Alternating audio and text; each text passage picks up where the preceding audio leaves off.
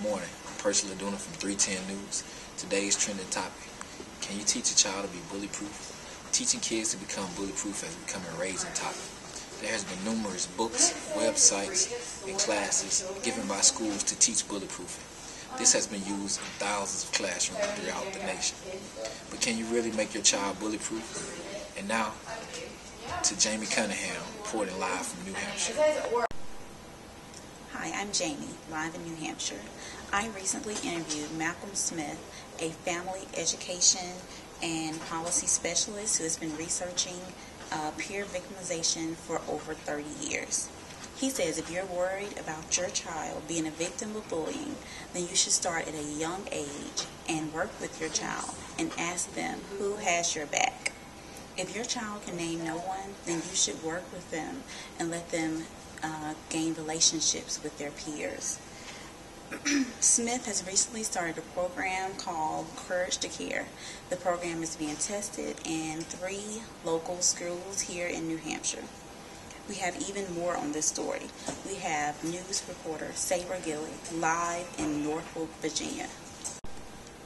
Hi, my name is Sabra and I'm here to talk about a few basic skills a child should know when faced with bullying. We are experiencing an enormous rise in the amount of bullying situations in school systems around the world. Therefore, we must instill the proper techniques that a child should know to avoid the bullying. Joel Hauber is a psychologist and consultant on the recent documentary Bully, and he stresses that there are certain skills that should be taught to deal with the everyday bully. Hauber states most kids can learn skills to make themselves less likely to have the big reactions that feed bullying.